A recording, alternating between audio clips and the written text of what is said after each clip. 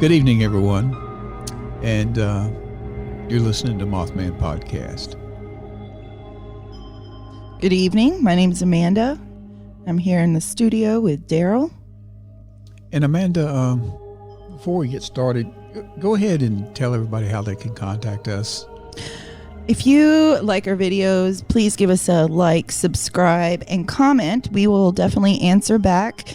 And you can also contact us at mothmanpodcast@gmail.com. And you can ask us questions or let us know if you want to do a call-in on our podcast. We'd love to have you as a guest, or even suggest a topic you'd like to see. Well, tonight, Amanda and I are just going to talk for a little while.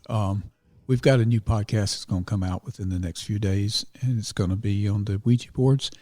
And so, we discuss before we put out a podcast. We get together and kind of make notes and see how we're going with the podcast, the order we're going to put our presentation out there to you. But tonight we're just going to talk a little bit. Amanda, how'd you get started in all this? I mean, what brought you into the paranormal? I think it really was when I started seeing ghosts myself. A couple years ago, I had gone through some traumatic stuff, a breakup with a boyfriend kind of thing, and was in just a really vulnerable place. And I started having visitors come and talk to me, and I thought I was losing my mind a little bit, but then I looked into it and I said, I looked up the symptoms of what was going on in my life, and it said, you might be a medium. So I kind of experimented a little bit with a couple of friends. That all they would tell me is the name of their loved one who had passed, and I came up with some very accurate information and realized that I can talk to dead people. So, and since then, I've kind of been into anything paranormal.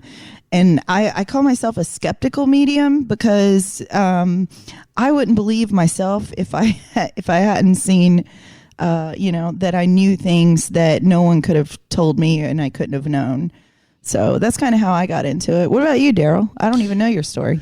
I've just been an investigator all my life, and then I started to looking into things, I guess, pretty heavy after my brother came down with cancer, and I knew that it was terminal. Mm-hmm. And so I started doing some research, and I've always really been interested in it. Even when I was a teenager and with my first wife back in the back hills of West Virginia, excuse me, a lot of ghost stories come out of West Virginia. And so my wife's grandmother lived up in a little old valley. I don't even know what you call it. It's one of those roads where if you meet another car, you're going to have to almost pull off the mountain before somebody can pass. And there was a creek that ran by that area. And so we would go up there at nighttime. And the first time I went up there, I was sitting up there, and then I saw this mist over on the creek. And I thought it was just a fog, moving by. But then I noticed that it kind of had a movement to it that was not like a fog. It would go over to the water. He'd come back from the water. He'd go up the water. He'd come down the water. Wow. It was kind of like a movement. And then I saw it leave the water and go back and go into the house. Oh, my God. Right there. And so, I said then, this ain't right. Yeah. So that was back when I was, before I went into the military. And so my ex-wife and I spent the night in that house one night, and they always said it was haunted, but what did that mean to me? Nothing. Yeah. But we were laying there in bed, and then I started hearing footsteps upstairs and hearing all this stuff. And so I said, well, yeah, maybe it is haunted. Yeah. So it never scared me. It just wanted me to look into it a little bit more, and things over the years have happened, and next thing I know, I want to start investigating these things. And it took me all these years to to get the money together to buy the equipment because we, as you know, we got some very expensive, some good equipment. Yeah, we have some very expensive equipment. But if you're going to do it right or don't do it at all. Yeah. So I started to doing some research, and then I saw the Mothman prophecy. Oh, yeah. And so after I watched that movie, I'm thinking, I like that name. I like Mothman. So I adapted the Mothman, and I said, well, I'm going to call it Mothman Paranormal Investigations. And as we go forward, I do want to do some more research on the Mothman. Yeah. And the whole phenomena that surrounds the Mothman, which is a little bit, it is paranormal, and it's based off of an entity that shows itself just prior to major catastrophes, right? Major catastrophes, or it was seen in New York just for 9/11. No kidding. It was there. Wow. It's been seen all over the world. At different things that's happening around the world. See, I've only heard of the one at like the bridge collapse and like from the movie Mount Pleasant, West Virginia. Yeah. So no, there's more to the Mothman than what's out there, and we'll make that a podcast that we'll look into. Oh yeah, because now I'm curious. Oh yeah, it's a great story, and there's a lot of things that are there that there's beliefs that maybe it's an energy. It's the movie led you to believe that maybe there was a paranormal. What am I trying to say here? A parallel universe. Oh, and so maybe somebody from another universe can see. Yeah, future. Into ours. Yeah, and they try to, for whatever means that they have to communicate, they try to let it warn us that something's going to happen. Oh, wow. But there's a lot of good theories out there that we'll look at over the next. We're just in this for the long run, so there's going to be a lot of podcasts out there. Now, can I ask you, when you were in Vietnam, did you ever have anything paranormal or weird, kind of questionable things happen? Honestly, no. When I was in Vietnam, it was all about staying alive. Yeah. And our missions. Yeah. And we went over with a 12-man unit, and only 2 of us came back. Oh, my God. And so it was one of those things where now we had replacements, Yeah. but only the original 2 of us originally that went over together came back. So it was, no, I didn't have any paranormal, anything really. I didn't see any flying saucers, and I didn't see any ghosts. I didn't see anything other than. Well, your mind was probably so focused. It was, I was very young when I was in Vietnam, and I look at, I was 21 years old leading men into combat. And wow. I look around here now, and I'm not saying anything. No, I'm just saying a 21-year-old I now don't leading know that into I combat. trust. Yeah. It was a different world. Yeah. It kind of stole my youth from me. Yeah. Because I never was the partier guy, because I had to keep straight and try to take care of my guys. Mm-hmm. So it made me grow up really fast. Yeah. In some ways I resent it. In some ways it made me who I am today. Yeah. But no, Vietnam, I had nothing. I did in law enforcement. Oh, really? Yeah.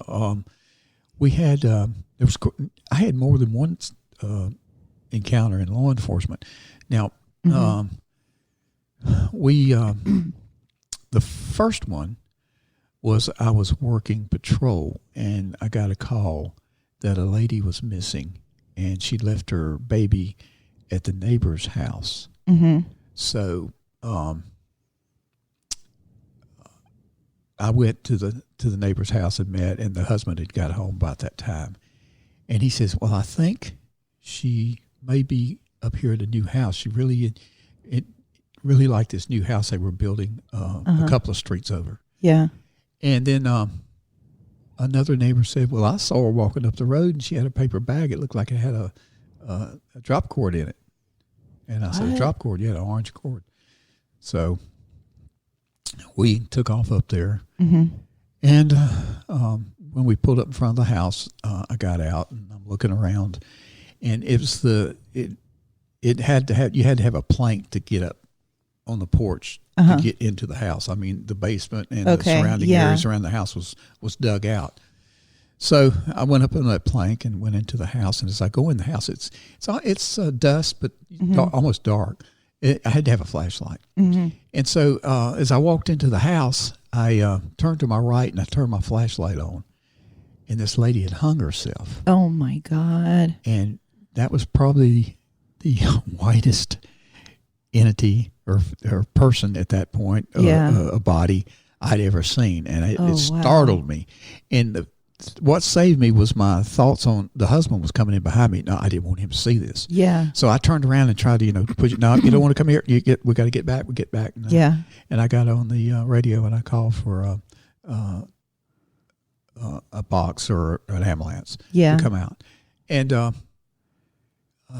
lady at we got to the hospital and they laid the lady out on a table there, and the nurse walked in. She says, "Man, I don't know how you handle this." She says, "She scares me. Looks right here on this table. If I'd have seen her hanging in a house, oh my God, it would have scared me to death." Yeah. But that wasn't the paranormal. That was the act which I believe caused the paranormal. About a year later, I get a call in the neighborhood to that same house out there, and they kept saying, when I went out there, it was another law enforcement officer who bought the house. And he says, Darrell, I think I'm having somebody breaking in the house. I keep hearing things. I keep seeing things. Oh, my God.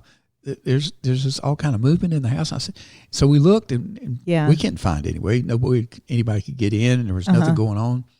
And then I saw out of the corner of my eye what appeared to be a shadow. And he looked at me and he says, "You see that?" And I said, "I did see that." Oh, no. But I believe that entity, that lady, it was that who lady hung herself, is still in that house. Oh, my God. And so sure enough, he and his wife moved out about probably less than 3 months later. Oh, my God. That is a creepy story. But that was the one of the law enforcement encounters. Wow. Another one is when I went into a possible break-in at a church. And I go in with the minister, and we go around and we open up all the doors and we're looking around. And he says, "Oh, man, it's this thing that we keep having here." He says, "I don't know what it is. I think it's a spirit." And I said, "What do you mean you think it's a spirit?" And he says, "I lock the doors and leave. They're unlocked from the inside, and we never find anything missing. We just go in." And then he said, "Now, you don't want to go in this room." And I said, "Why don't I want to go in this room?" He says, "Because it will bother you." I said, "Well, don't you think we need to check it out?" So we opened the door and we went in, and there's like a little stage there. And on the stage, there's like 6 rocking chairs. And I'm standing there, and then I look up, and the rocking chairs start to rock. Oh, my gosh. 3 out of the 6 are rocking. Oh, my God. And I'm going, "What?" And he says, "I told you didn't want to come in." And I said, "Well, is there wind? Nope, there's no wind. There's no strings attached to them." He goes through all this stuff. He says, "There's something rocking, and they don't bother me, and I don't bother them." And now we're talking about a church now. Yeah.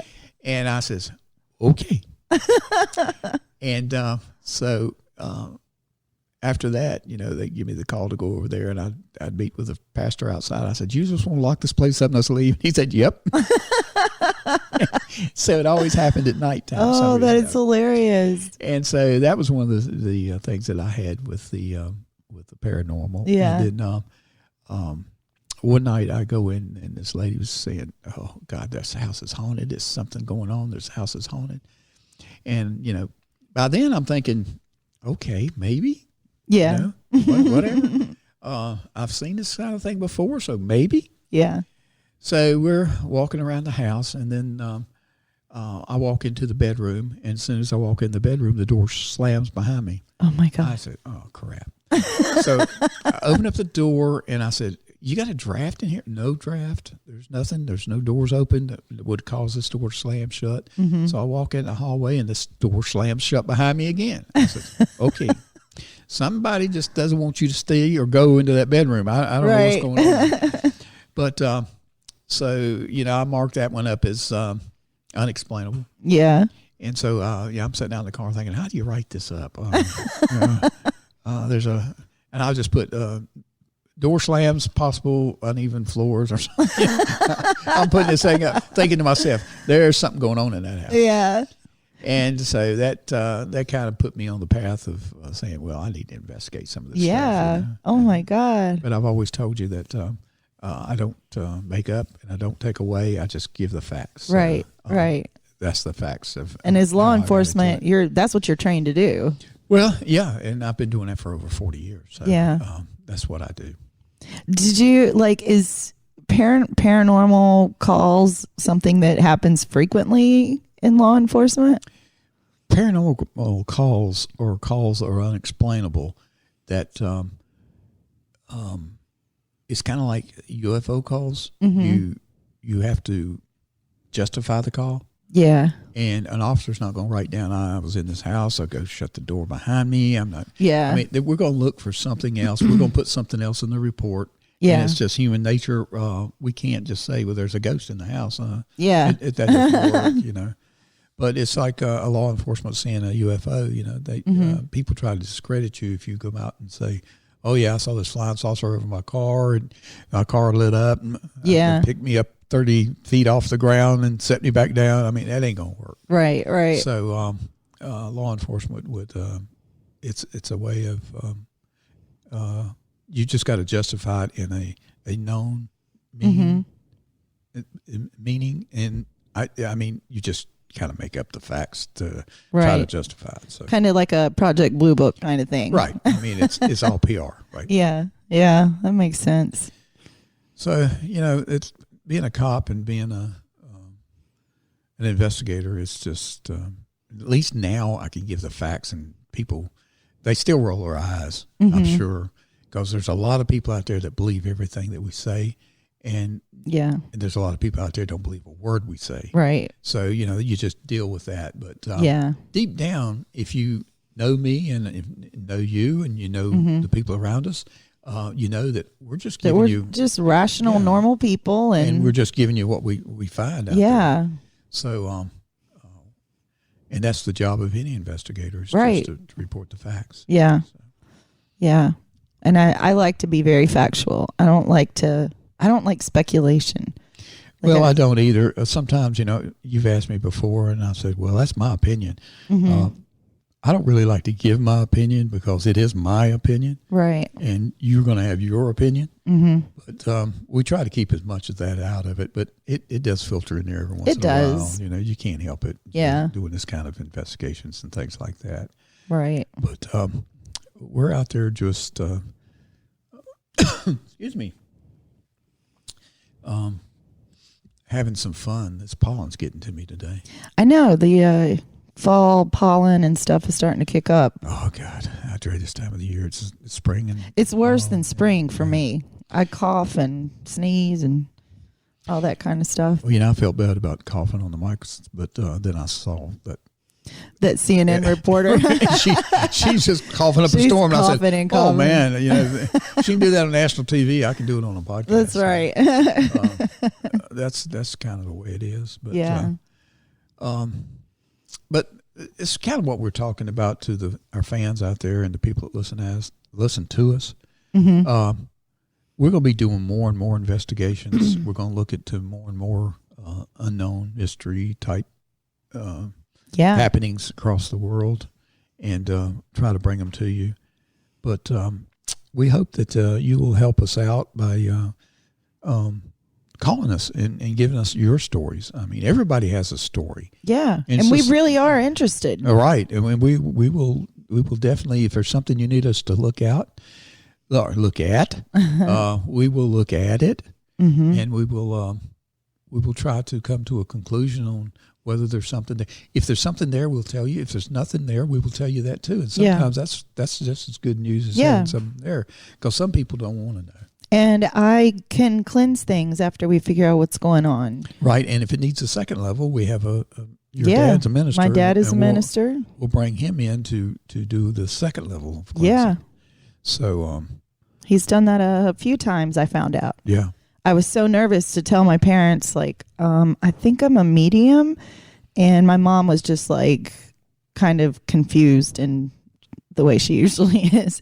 But my dad was like, well, I've seen ghosts too, and I've had to cleanse a few houses, and it's okay. Yeah. Well, my dad's 91 years old, mm-hmm. and he's an old Baptist, and so he would have it hard to believe anything I said was true, even though I'm saying, listen, Dad, I'm just giving you the facts. I'm not trying to say it's true or false. I'm just giving you the facts. Mm-hmm. He would be hard to carry a conversation about this subject. So some people just can't accept it, and that's okay. Yeah, and I've got a wife that she just her comments are, don't bring anything home. So that's good advice. So that's what we're doing on this podcast, and that's what we do in our investigations. You know, we all have our theories about why an entity hangs to something, and I really believe it hangs to an object.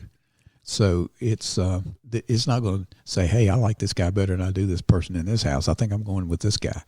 So I don't think that's going to happen. Yeah, you made a good point. If they're there, they're attached to something there already. Right. And most of them, most of the entities that we have looked at have been entities back from probably the early 19s. Early 19s all the way back to the early 1700s. So, you know, it's entities that have been there for a little while. They're not going to pack up and leave with me when I leave. Right. And pack up my equipment. So I don't really worry about that. Yeah. Well, that's one of the things we wanted to discuss with our fans, and we wanted to just have a little conversation with everybody. But please call in or email us, and we will call you and set up a time and a place to meet, or we will put you on the phone. We have the capabilities of running the podcast through the phone. Yep. So, and we really do want to get to know our fans. We know you guys are out there. We see the likes and comments on YouTube, and we just want you guys to let us know who you are. And we really, really do find interest in other people's stories. And tell your friends. That's one of the things that we really need is for you to tell your friends and spread the word. We can only go so far with this, but for us to expand and do other things and really reach out for an in-depth investigation, we need you to support us. And so we're looking, just all you had to do is just tell your friends to click and look at our sites and like us and grow our sites on YouTube or wherever you see us or hear us from. You can find us there on our website. So. And we have some upcoming plans, too, to do some things in the community in the month of October. And we'll let you guys know about that coming up as soon as we get the plans finalized for that. And hopefully you guys will come out and meet us. And, that's going to be a great thing. We're going to be in the Winston-Salem Clemens area. So please come out when you hear about our we'll set up at different locations. And please come out and meet us. And get to know us. Just tell us your stories. But another thing I wanted to bring up, and before we get going, is the fact that you guys have got to you've got to be open to the paranormal, and don't think that your neighbor is going to laugh at you and going to make fun of you if you tell your story, because everybody has a story, whether they want to admit it or not. They have a story. Absolutely. And everybody wants to hear your story, and we want to hear your story. So just please don't let this fear of losing credit or making a mistake on the mic. I make enough of those. You ought to feel real comfortable. So you just come on, let us know what it is, and we will try to help you with it. Absolutely. So until we put our next podcast out, thank you again for